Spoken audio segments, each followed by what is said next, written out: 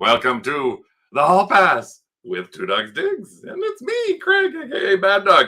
Literally, the moment I started the countdown, Doug barked. Like, he hasn't barked for the past half hour. He's been sitting at the bottom of the stairs as I prep for everything, and I start the countdown. It's like, dun, dun, dun, and woof, woof. It's like, oh my God. Of course, he's driving me crazy, but hopefully good dog is down in the basement. He'll be able to say hello to him. But welcome to our What Sold in December, a sort of a little recap of the past month to hopefully give you some hits, tips, tricks, and things you might look out for. As well, we have the amazing Carl, the lazy reseller, in to chat with us today about a bunch of different things. Obviously, his sales for December, and also his thoughts on maybe his 2022 thoughts and his 2023 thoughts as well. So, hey, Carl, thanks for popping in. Happy New Year, everyone. Yeah, thank you very much for having me. Big hello, Tina, Janet, Diana. I'm going to ask you a question later on, Diana. Slow Crafter. Let's see what else we got here. Hey, Becky. Oh my God, I do not envy how much Becky has to go through with her jewelry change, the changes that eBay's doing on her, like her jewelry stuff. The amount of stuff she has to go through for someone who sells jewelry is absolutely ridiculous. It scares me from selling jewelry on there. So Becky, I bow down to you and all the things, the tips and tricks that you're telling people in the Boss group, which is a great group. If you're not part of Craft, look at join the Boss, BOSS, on Facebook. Nelly, hello, Don. I'm up front for a little while. Cool. Hey, Adrian's here too. Lisa, hey, Holly. Adrian misses your beard. Yeah, well, I cut myself shaving right before the show.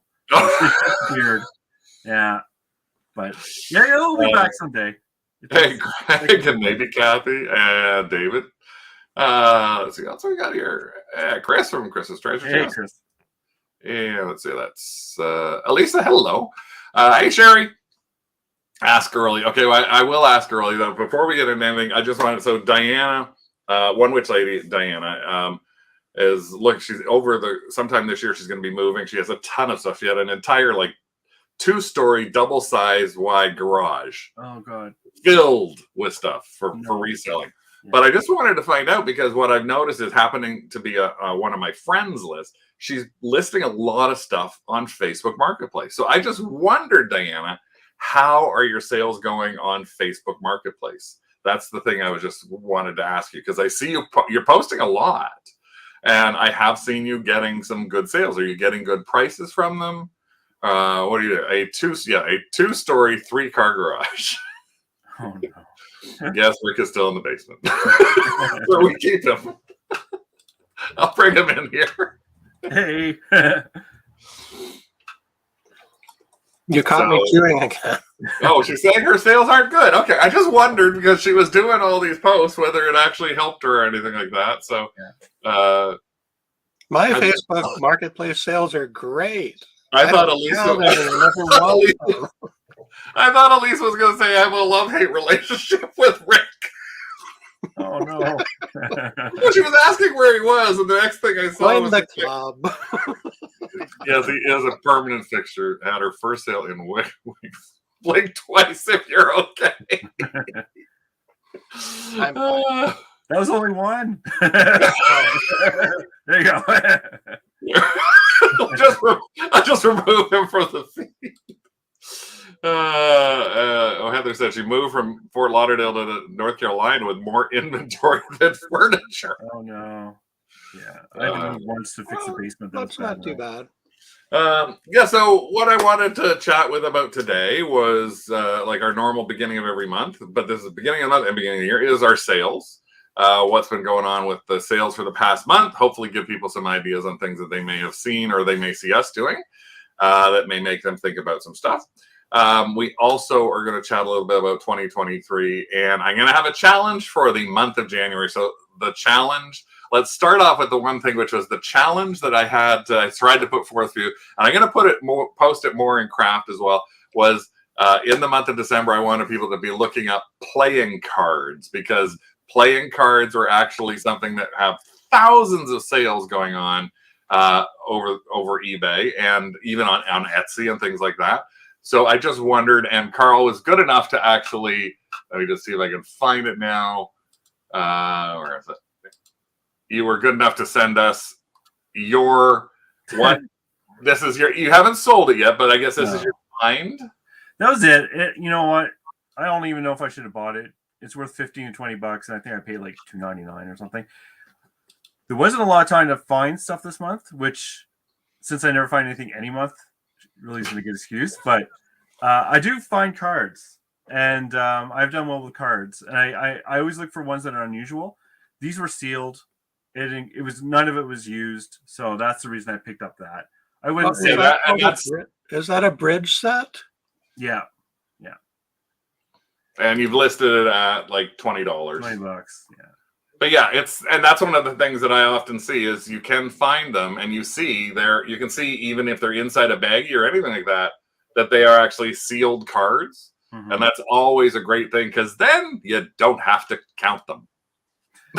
Yeah. Because if you do buy them, you have to make sure that you do count them. Now, Carl, but you also had sold that set of Hudson Bay cards. Yeah, that's what I sold those, I think, for $65 American. So I do pick up cards. I just happen not to find any. There was another, like one of the sales, and you're going to show is the Hello Kitty, which I'll talk about a little bit. But cards, anything. I also sold alien cards really well. So you don't, even if it's new, if it's unusual or has a connection to what multiple things that people collect, can be good. Andrew says, I found some good sealed vintage playing cards at a local auction, and the auctioneer decided to lot them up with a bunch of craft supplies. Yeah, that happens to me too. I got so much junk sometimes. But so you did. I guess you didn't bid on them, Andrew, when they got put with the other stuff. You just let them go. Don's been trying to sell them in swap cards, $2 each. That actually does add up. So I guess by swap cards, Don, you're saying that you're putting single cards out there for you to actually fill in. I've been banned for casinos for counting cards. Oh, wow. I haven't seen Lane yet tonight. No, not yet. And there are some iconic Venio casino cards, and Andrew said that set went too high. Yeah, actually, Greg, that's very true. Some casino actual like old chips, old cards, old dice. There's huge collector group of people who collect on those things, especially from casinos that are no longer existing. There's like $1 and $2 chips can actually sell for hundreds of dollars from casinos that no longer exist. So I was trying to see if we sold any cards, and we didn't sell any cards in the month either, but it was just a challenge to look at something that you may not have thought about and looked at before. So we will go into a challenge for this month, but we'll do that towards the end. I thought I'd start out with one thing that, just because it's the end of the year, just like if you remember last month, I think I talked about this, Carl, when you were on last month. I'm not sure. It might have been one of our shows on our own. But every once in a while, when you sell something, you got trouble. You got trouble, my friend. And the trouble you have could be a whole bunch of different things. Well, if you recall, I had a story about a Barbie doll that sold, and then it wasn't supposed to, like it sold to a market we don't sell to. So we canceled it. Then it resold. Then it had double bids on it. Then the bids were canceled by eBay, and then it finally sold again to a new person, and that new person actually ended up canceling because they said they couldn't afford it. I thought, okay, I've had enough. That's enough for the whole fall. Well, no, it's not enough for the whole fall. This was our you got trouble for the month of December. So we had this champagne tub bought for $2.99 at Salvation Army. Probably wouldn't have bought it. I'm not sure if it made it onto one of our Thrift It or Throw It shows. If it would, I think a lot of people would have said throw it. It's literally like got a little scratch on it, but it's a tin like champagne tub. It just holds your champagne. And we had this listed on auction, and it went on auction, and it ended, and we actually got a bid of $75 on this on auction. And one or two of them have sold for over $100. Great. And I was happy. $75. Yay. I was happy I could find it.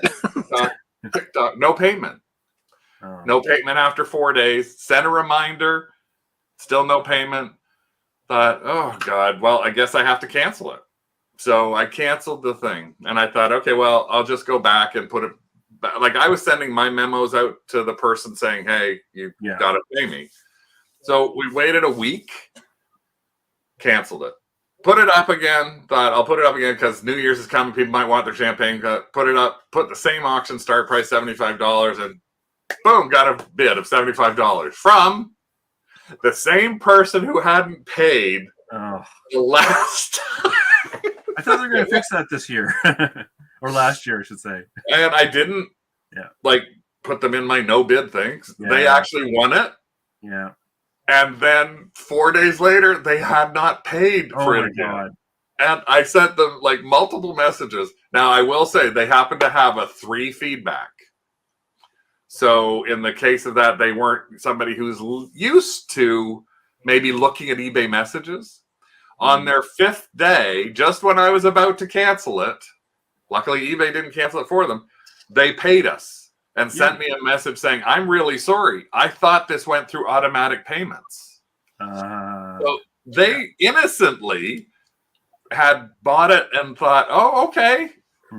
Why am I not getting this thing? And then, so they actually have it now. They're quite happy with it. But it was like pain in the ass, number 1. And I'm going to show you pain in the butt, number 2. I just want to hear what your opinions may be on this item. So we sold this item. This is a sealed package of glitter snow. It's a tree skirt. Now, when you look at this and you think, okay, it's a tree skirt. I get that. So it's sealed. There's a little picture there. You can see a little glitter on it. You can see on the back here, it says 2 pieces to encircle tree. Right. 2 pieces to encircle tree. Yeah. You know what it doesn't say? That this is actually only one of those 2 pieces. No. Yes. It was sealed and it literally was 1/2. Oh my God. How would you know that? And not only that, we got $40 for it. Oh no. So I had to return the refund on it. And I told the person, like, don't bother sending it back to me. Yeah. Because there's well, you're never going to get the second half. Yeah. Half a thing. Yeah, they got a full refund, including their shipping. Yeah. They got to keep the item. And then they bought another one, which was a full. And the thing is, it doesn't specifically say that it is 1 piece or that it needs 2 pieces. Like, it's just, it's bad writing on that. It's very French. We just assumed because it was sealed that it was both pieces. Like, it would be a circle. Yeah. But it literally, it could be taken as you need 2 pieces for this, but it doesn't state that. So anyway, I told them to keep it and make some hills around the bottom of their tree. I was going to say for your first one, it was good that you were professional about it, because I've seen people flip out at buyers, assuming that they're doing this on purpose. And because you were polite, they actually ended up buying it. And sometimes we put thoughts in our heads of what the other person's intentions are in a negative way. So, well, the nice thing is they offered to return it. It's like, I'm going to send this back. I can't use it, so do you want it back? And I would have done the same as you. Insisted on not getting it back. Well, no, and Lisa made a comment. She said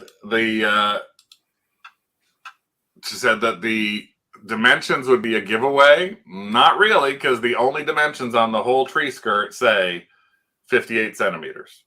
I wouldn't even thought diameter looking for that, for checking for that. No, again, neither would I, because it was a sealed bag. Yeah. Right? I didn't, and it doesn't say half a tree skirt. Yeah, that's strange. So yeah, it's just a little on the weird side. Let's see. I'm just gonna check and see. Something must have got lost in translations, like you would think. Why would someone buy half a tree skirt? Because they don't care about the back half of their tree. It could be a factory mistake.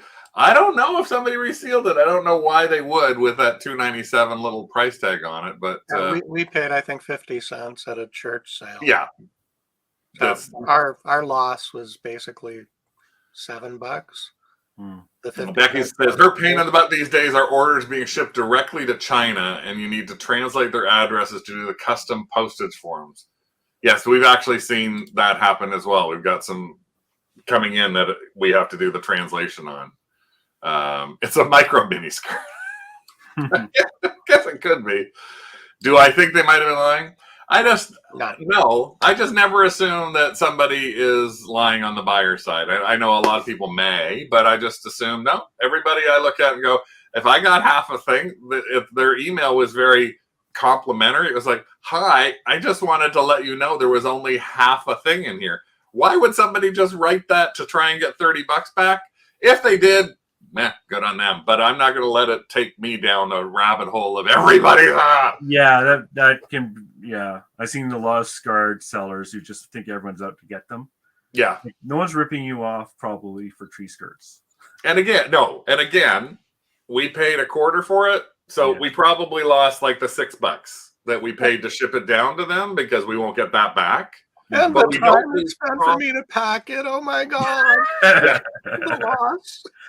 We don't lose profit that we never have made. So that's the one way we always look at things for returns is it doesn't matter if we paid $1 and it sold for $100 and we have to return it.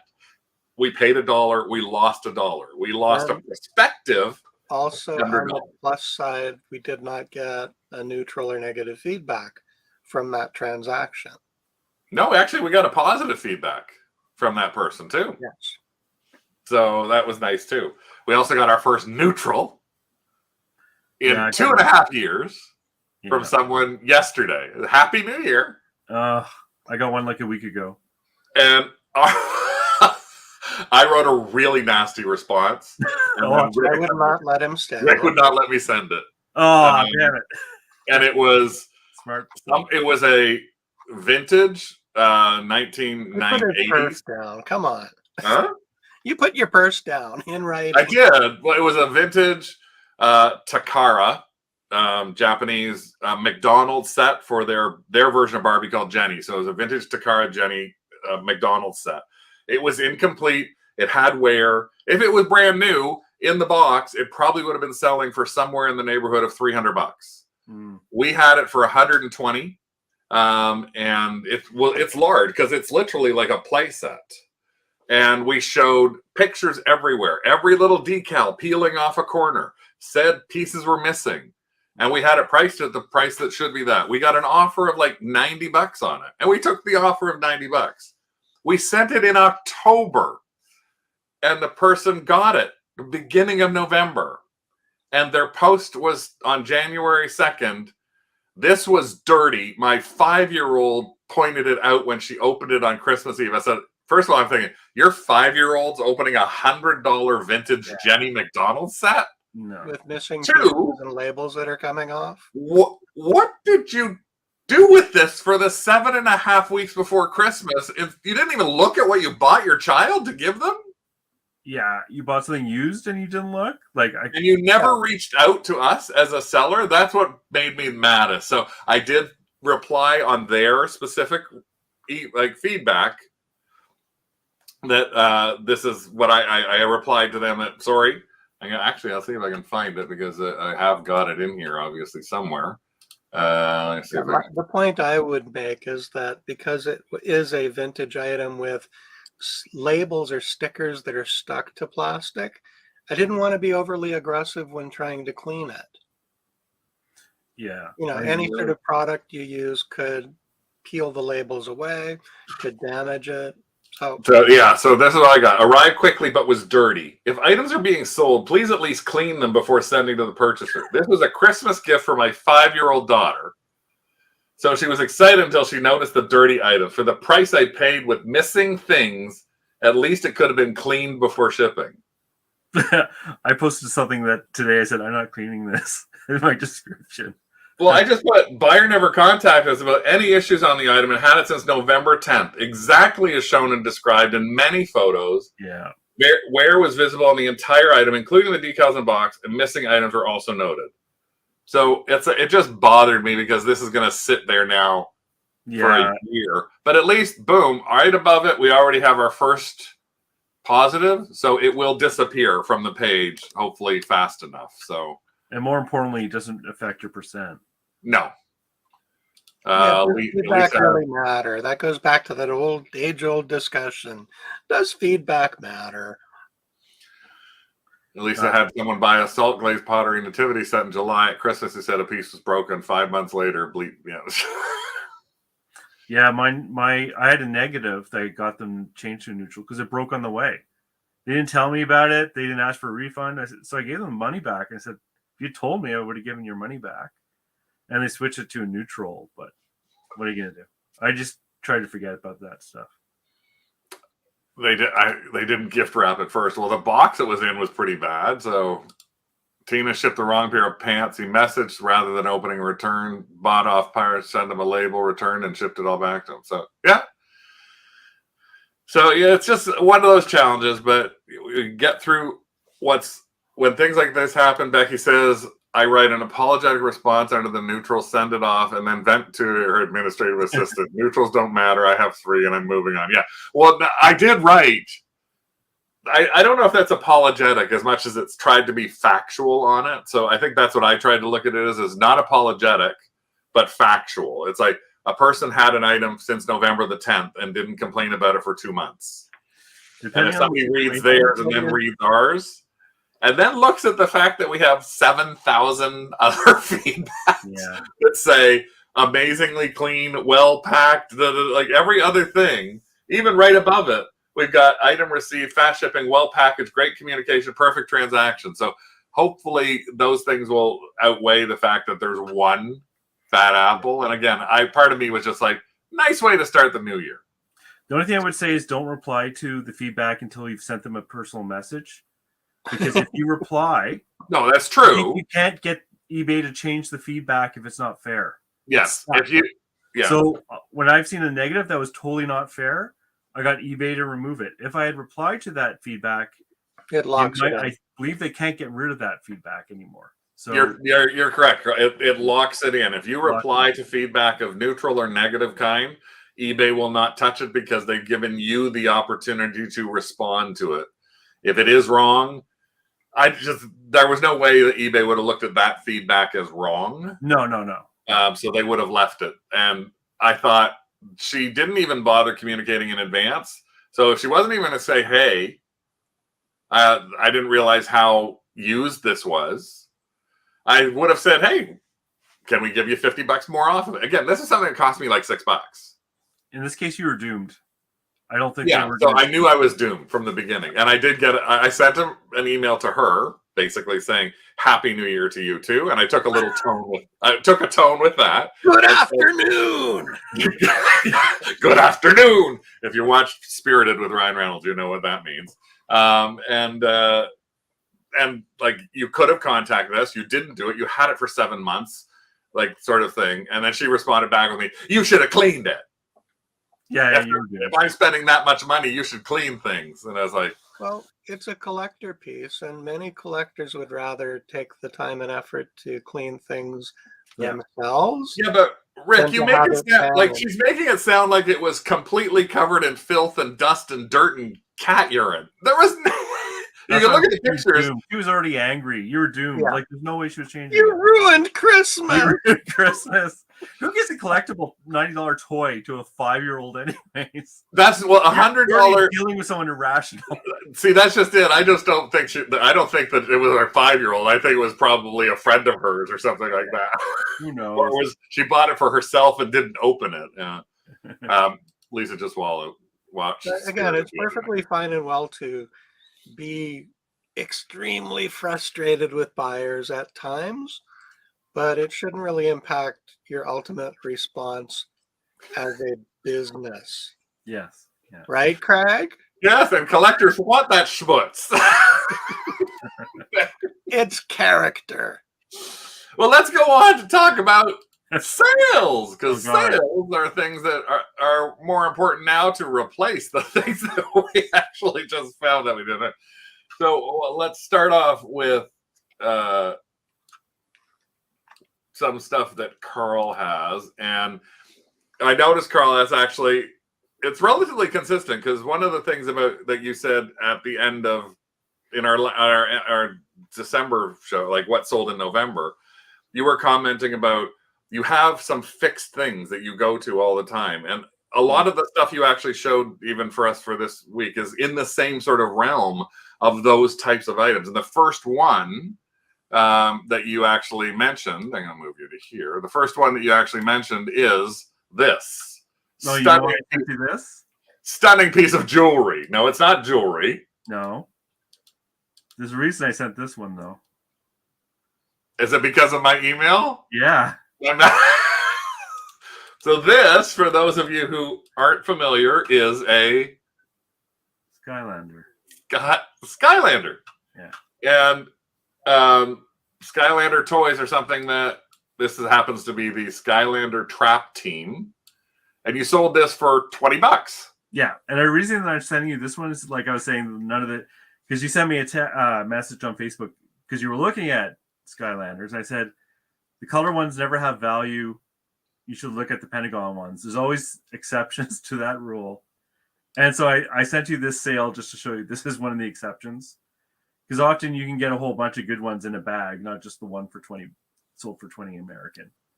So yes, I thought that was kind of a funny. And the funny thing is I saw Skylanders in all the Value Villages in last week. So I don't know what's going on.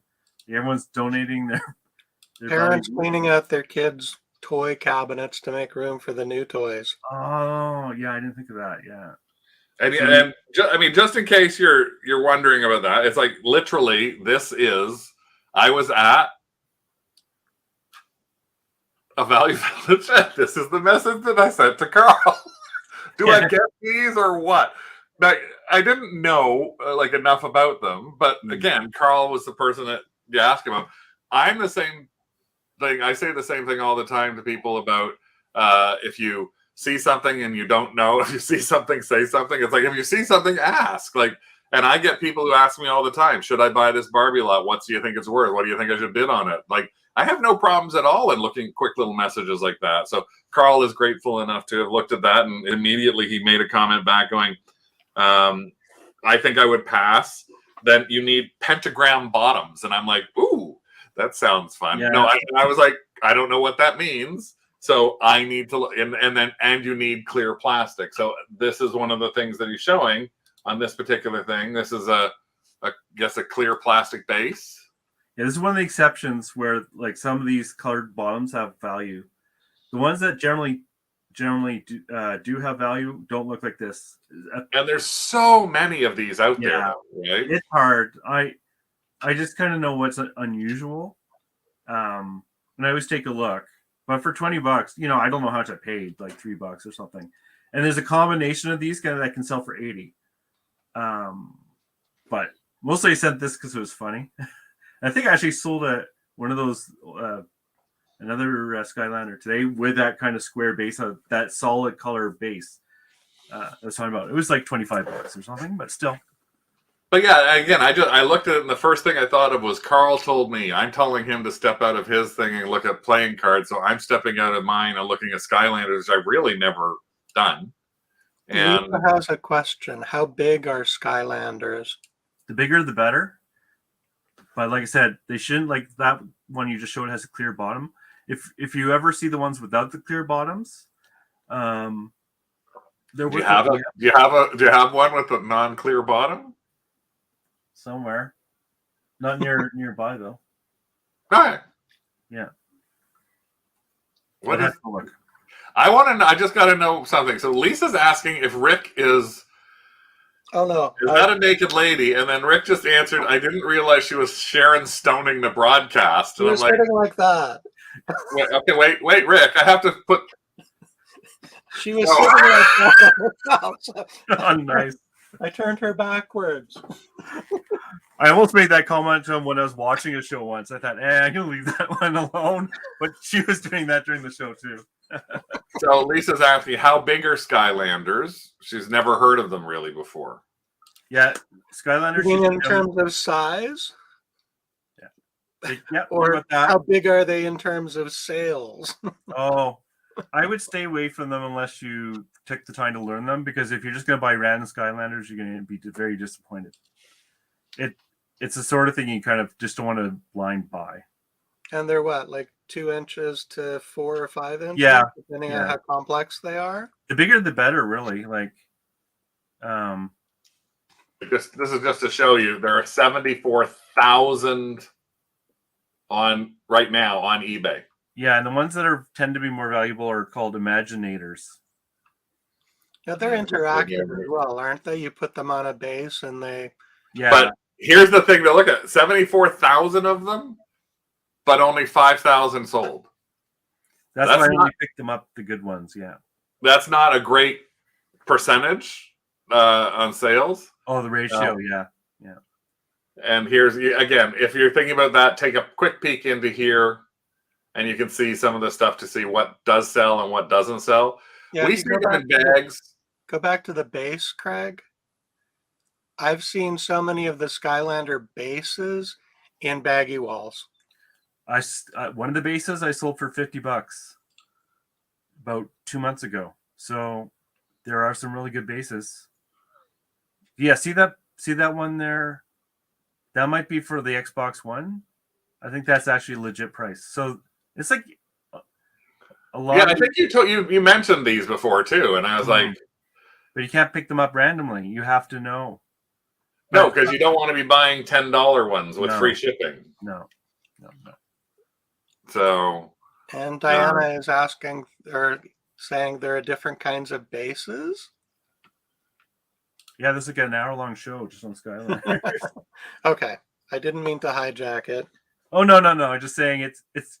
There's a lot of asterisks to any advice I would give. Yeah, because it's all about that base. Well, let's see. Let's move off of the Skylanders and see what else you happen to have sold. And this is actually when you're talking about, I think, when you're saying in the card sort of thing. And this, to me, is an amazing item that I've never even heard of before. But this is a Legendary Encounters, an alien deck building game. And this, sorry. No, I just got this. I'm an Aliens fanatic. This looks amazing. So this is one of the things that was on my shelf for like 2 years. There was literally a layer of dust on it. And finally got around to selling it. And thankfully it was all there. And I think, I don't know. It sold for good money, though. That's why I wanted to show it. Boy, did it sell for good money. 180 used. So I was very happy with that sale. And that was something that had been sitting on my shelf for at least 2 or 3 years.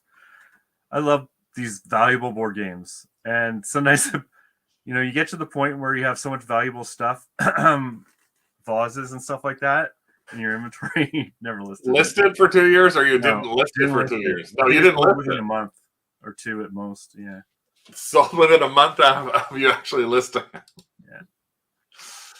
So that I love Aliens. I watch it. I watch it at least once every 6 months or so.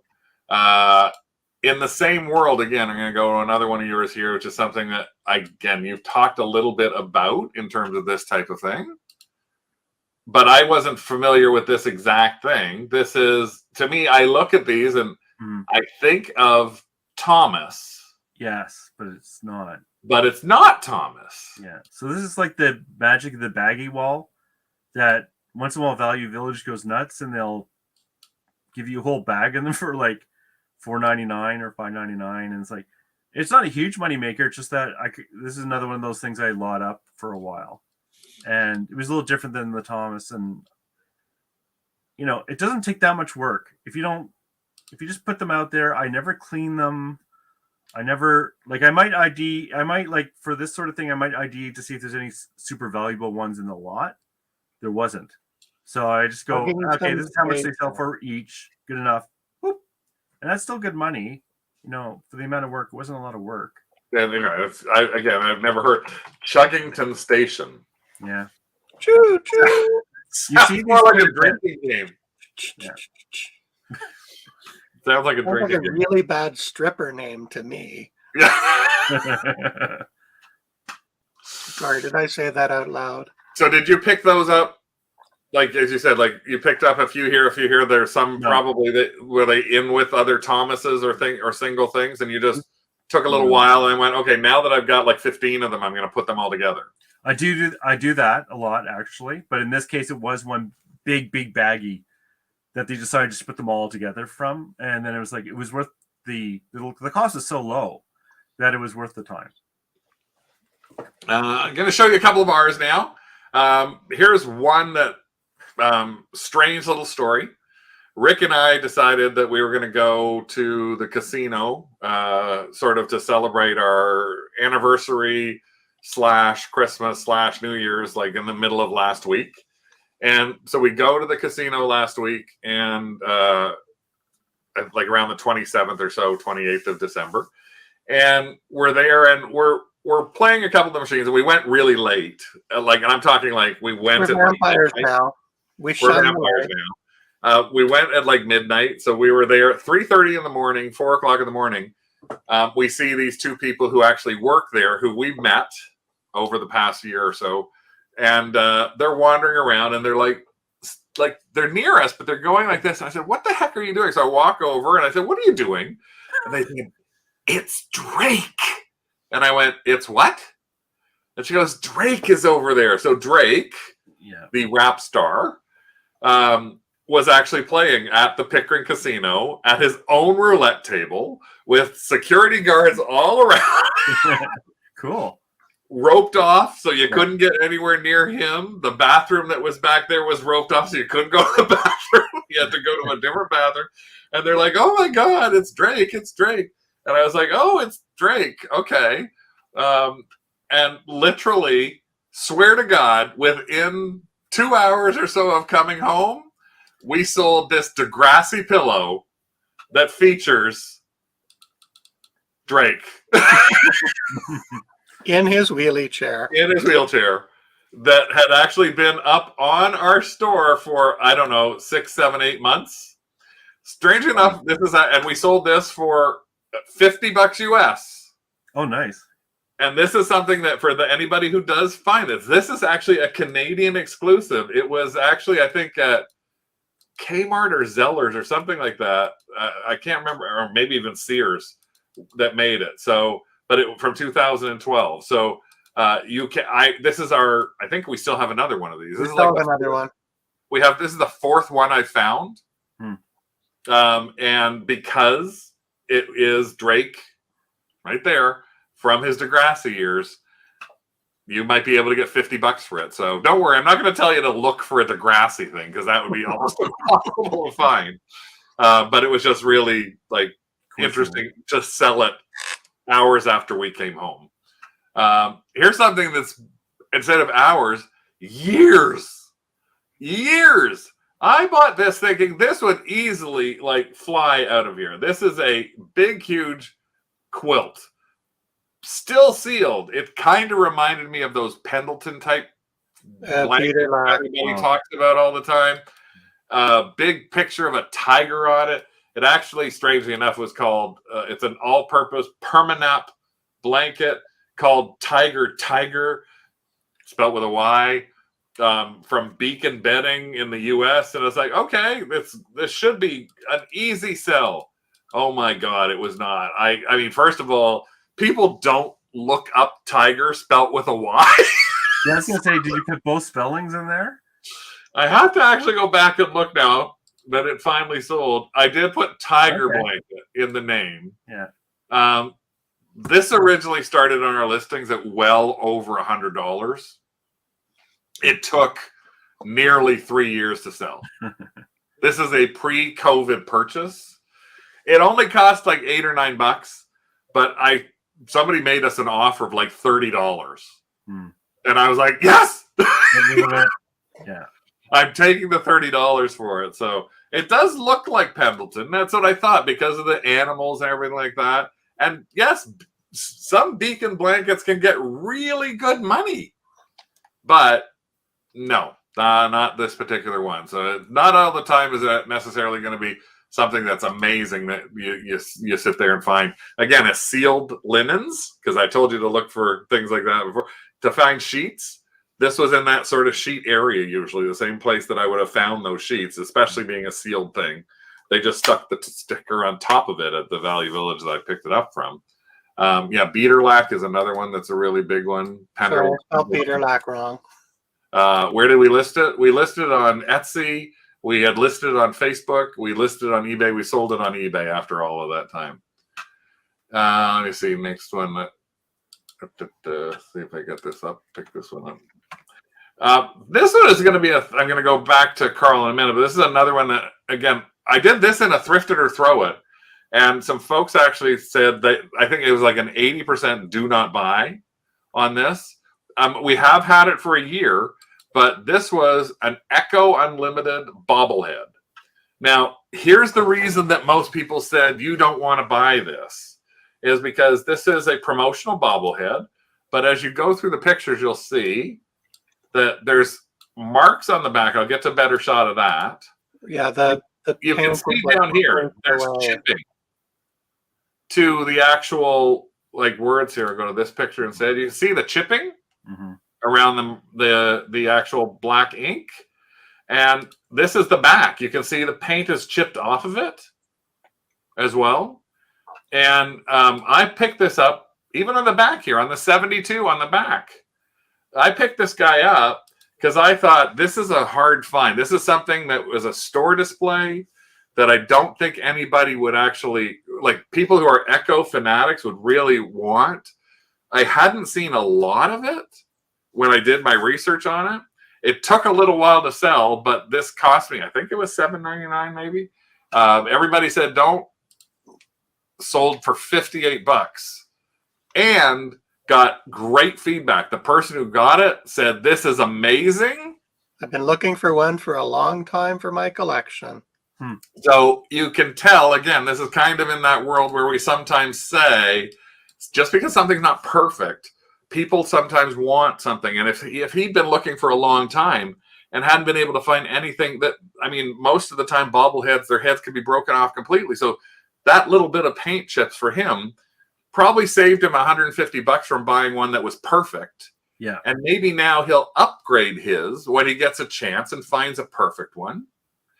But until then, he's got something. So this is why we always say, just because something's got broke, scratches, scuffs, anything along those lines, it doesn't necessarily mean that it's not worth the money. And that's why we did buy this in that Thrift It or Throw It, because it was a store thing. And I'll turn that question over to you. Okay. Basically, when you are shipping a bobblehead, there are two options. If the spring is not glued or permanently attached to the base, you can actually remove the head from the base and pack them separately inside the same box, but wrap them up separately. That's what we did with the Hooters Girl bobblehead. The Rhino bobblehead was actually attached and I couldn't get them apart. So what I did is I used tissue paper and I stuffed it inside, like the eBay branded tissue paper. I stuffed it inside so there was no movement whatsoever. And then I wrapped it with tissue paper. Then I wrapped it with paper. Then I wrapped it with bubble. Then I put it in a box. So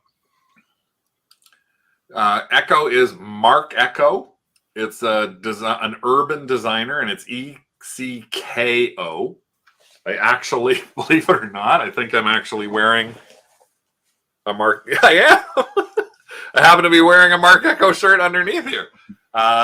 It's got great stuff that, especially in the larger size for bigger girls like me, used to find stuff like that. There was a Mark Echo outlet store at the mall in Florida, and every time we go down there for to Disney World, we went to the outlet mall and specifically straight to the Mark Echo thing. And then right after that, we'd go to the suitcase store to buy a suitcase to put all of the Mark Echo stuff into. Honestly, it's very true. In fact, I think I've worn before, and people may have seen it. I have this set of 3 different T-shirts. They're just regular T-shirts, but they have Stormtrooper, Boba Fett, and Darth Vader on them, and they all look like they're bedazzled. They are actually Mark Echo. I bought them down there. I bought doubles of every one of them, and since that time, I've actually found 2 or 3 online that I bought to have as storage. So I have backup storage in their original bags. I could resell them if I wanted to, but it's like if I ever get that torn up, I want to have another one of those things because they fit amazingly.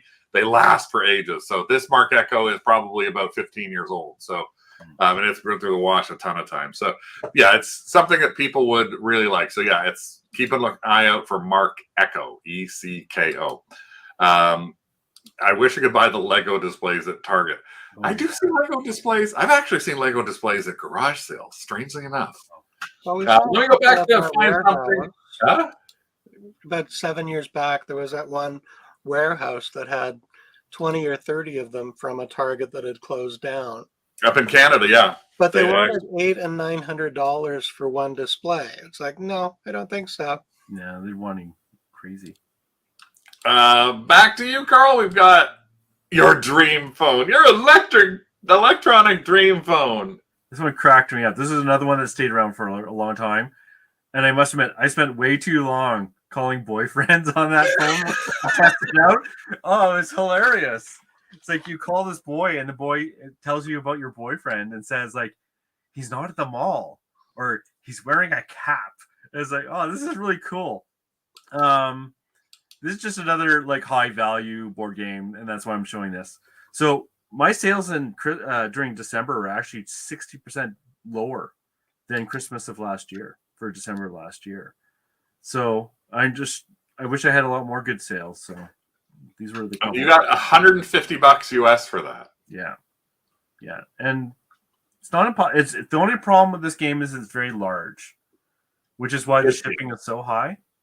And it covered it. But it is a very big game. But this game just cracked me up. I thought it was awesome.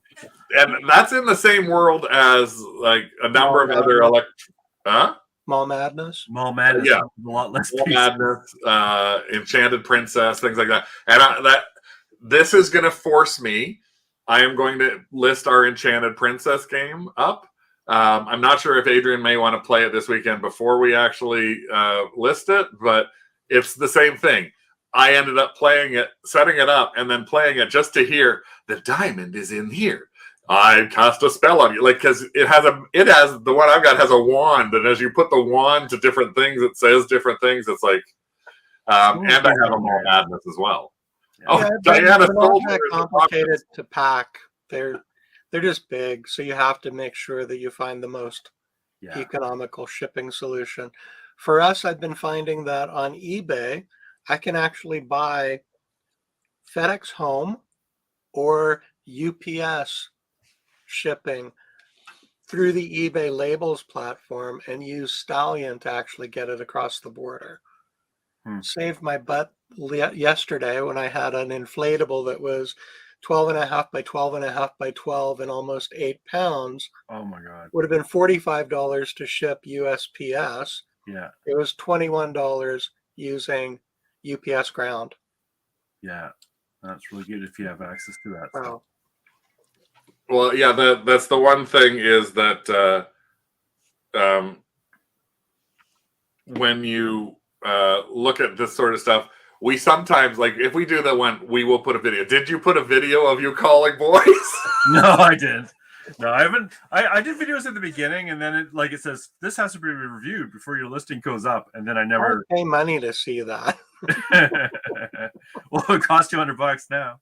It was just hilarious. It's like, oh, this is like I can see the appeal of this. In fact, I can see a Mall Madness I need to list, right? It's just funny.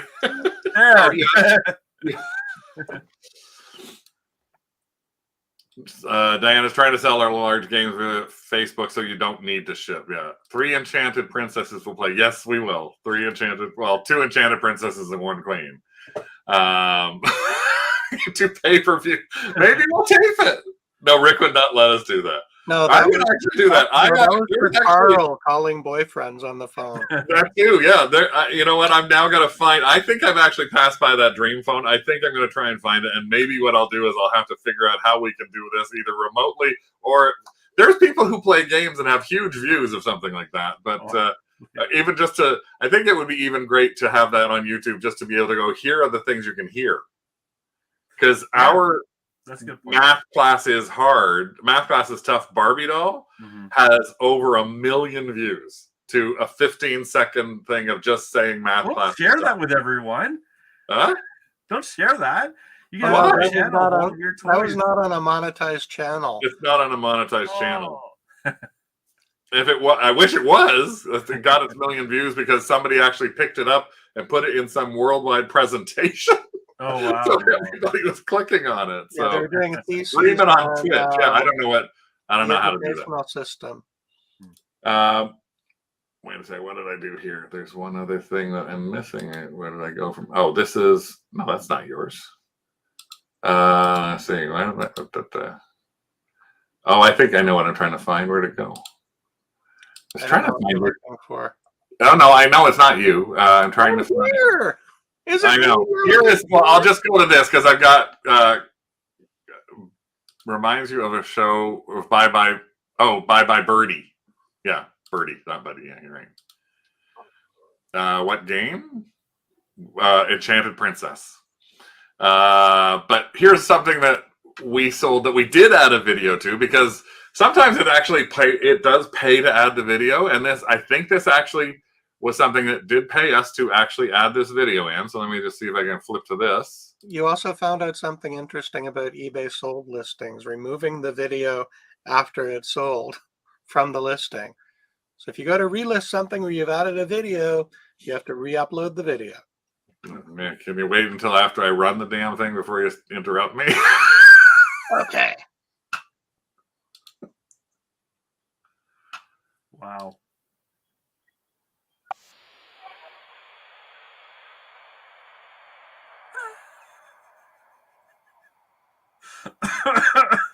There is music in behind it. That's all it does.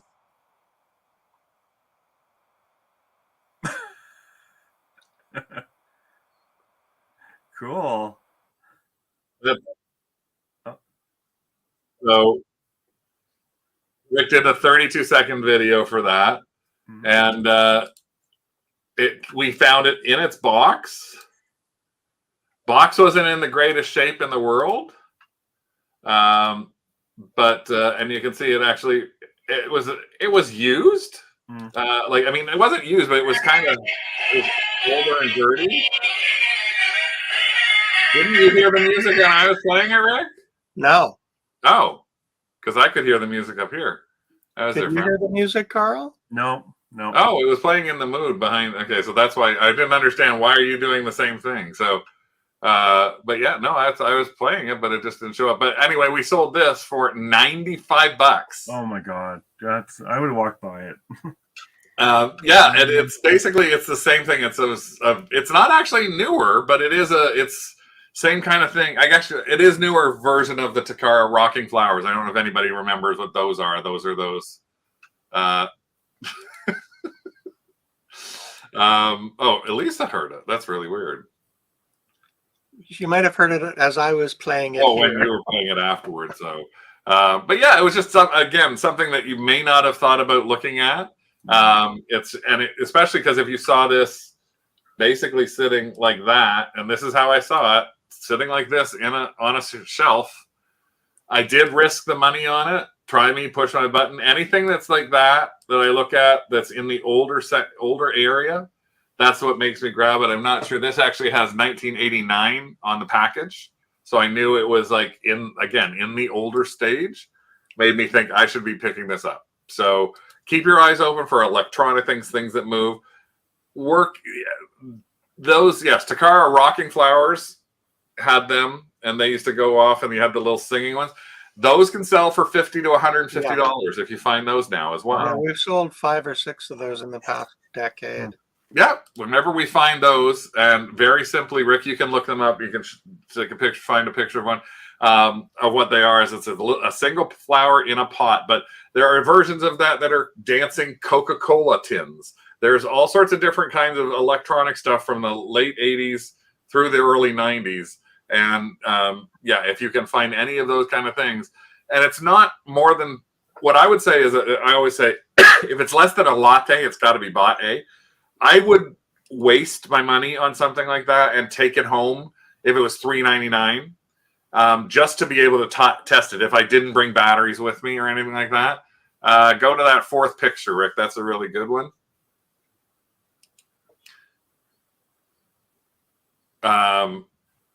Sorry. Here's some. I guess somebody's put a video together of it, and we have to watch a verbo ad. I'll skip over it in a second. There we go. So there's an entire different band of things you can get, and you can actually get them with their boxes still. We found those too at the same time. Yeah, feed me, Seymour. If it says "try me," Diana automatically pushes all the buttons. I know it's shirt she wears for the club. Sorry. Let me just see if I can find that one other thing which Carl sent. And I don't know why it just disappeared from me. But this is the reason I'm trying to find it, Carl, is because this is actually something that we have actually bought a few times before as well. I can't seem to pick it up for some reason. You had a remote control, a battery pack. Oh yeah, I had this thing forever. Yeah, I sent this because you asked for the last thing. Well, there it is. I found one. There I got it now. That was the last thing that sold in the year. I had that thing forever though. Yeah. Now and again, we find these on the electronic wall. That's probably where you found it. Very simple. It's just a NiCad battery for remote control cars. Yeah. $25, which is pretty easy. Well, when you can find it. Oh, Andrew sold a Takara Rock and Roll Labatt's beer can. Yep, that's the typical kind of thing. So that was that was sort of the first and last. I asked what is first and last sale. So the first sale of December was that, and your last sale, the first sale we had of the month was our. Yeah. We sold that all through the month. We sold some more. It actually was almost our last sale of the month as well. But our last sale of the month happened to be December 31st. We sold an A&W Christmas root beer mug ornament. So people are always saying, like, and we had 5 of them. I think we still have some left. We may have to relist this, Rick. Oh gosh, yeah, we have. But yeah, it's like Christmas still sells. Christmas is selling in January. I know some people have posted that when I asked in the craft group to tell us, show us like your first item you sold in 2023. People have said that that's the first thing they sold has been a Christmas item. So people are still shopping and selling those things. Carl, your last thing you sold in the month was a whole set of comics. Yeah, it's the first thing for the year. Oh, that's the first thing? Oh, the last thing. So I got them reversed. The last thing was the Tyco battery. And the first thing was your. I remember. Yeah, I remember you talking about those comics. You're lotting them all together. Yeah, and these ones were worth the time for me to do it. These were. I didn't grade them. In fact, I list these as just readable condition because I don't want someone to think these are in collectible condition. So, if you had to think towards 2023, I know it's going to be all brand new for you because you're now going to be sort of going back to a part-time reselling position from being much more full-timey in the past year. Yeah. Is it a year or longer? It was over a year. Over a year? But I have to go back because I have to go back for my pension time. Right. So I don't know. I don't have an exact date, so it'll be in January this month. So what are you thinking of when you get to this year? Mm-hmm. For 2023, what's your strategy? Do you have a tactic on how you're going to address 2023 differently than how you addressed 2022? Not only from changing from full-time, but to part-time? Well, maybe not necessarily things specifically to do with that, but it was more like trying to come up with goals that aren't just numbers, because I find when I just write down, I'm going to list this much and have this much listings in my store, that doesn't work to motivate me. So one of the things I kind of really want to work on is the concept of in trying to help people solve their problems. You can actually succeed quite well. And I do know that a lot of people do get into a case where they have a lot of stuff around that they want to get rid of. And I know my values is I'm always honest. I always tell the truth, and I try to do it correctly. And so that would be beneficial. So instead of my normal goals of every year of listing, this amount and whatever, which never works for me. I can write down those numbers as much as I want. They'll have 1,500 items. I'll list 5 a day. I'll do blah, blah, blah, blah, blah. I never do it. And from what I understand from goals, the goals that actually work are ones that you feel obligation for. So, for example, shipping. I never have a problem with my goals of shipping out the items on time because I feel I'm obligated to do it and I care about that. So, moving more towards that, but some of this stuff is less esoteric, I guess. Like one of them is I really need to get GST registration because now eBay collects GST and I could be getting a 13% discount on everything I buy. So definitely do that. I'm also stuck in a rut and I find my motivation is down and my enthusiasm is down. So one of my friends has been trying to get me to do a small little booth, like a $65 booth in the store. And I've been saying no. But I might do that just to try something different and try and keep the enthusiasm up. Yeah. That was basically a couple of things I was thinking about for this year. You asked about lessons for last year. Yeah. One of the lessons that really worked for me was last in, first out. So any items I get have to be listed first before old stuff, which sounds strange. But what that prevents is the growth of your death pile. Profit pile, yes. Which is a problem for me, right? So either I have to hold on to it for a good reason to laud it, or it needs to be tested, or just list the damn thing.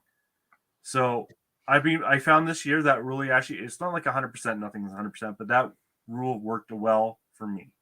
So last in first. So when you bring it home and it gets listed, it doesn't get pushed into a pile. Not without a good reason. Because otherwise, you just sometimes you think, oh, I made the money when I bought it, and then it gets put into a corner forever. Even if it's not that hard to list. It also kind of prevents you from, if you think that when you get home you're going to have to list this damn thing, it might prevent you from bad buys that aren't worth it. When you get into the habit, I'm going to buy something because I haven't found anything for a while. Yep. That can be deadly. So. Okay, so that's your last in. So you're going to hold to that last in, first out sort of mentality as you go forward. That works. Move off of the I must list 100 things this month and that's 10 a day, like that kind of thing. Get away from that. No, but think more on the broader schemes of how like try and branch out more, things like that, or that's like your booth and. Yeah, like I had a few more ideas. Like one of them is like really push bulk buys, because going around to the stores are fun, but all my best buys have not been, you might get the occasional home run from a Value Village or whatever. Yeah. But the things that made me the most money is bulk buys, usually from auctions or from people. If money is your motivation. So Becky's saying when you do last in, first out, you recoup your purchase price right up front, assuming it sells, and what you have left is theoretically 100% profit. Yeah, that's actually a really good point too, Becky, because that's what we always try and say too when we buy things that may be multiples of something, is if we can get rid of those things fast and we have 10 of them, then the fact is that if we sell 2 and we paid for all 10, I'm not so concerned about the other 8 not selling right away, but the first ones can sell. So what we're doing is a little different from what we've done in past years, and that is Rick is not allowing me to go to a thrift store. Unaccompanied. So we'll see if he's alive in the basement next week.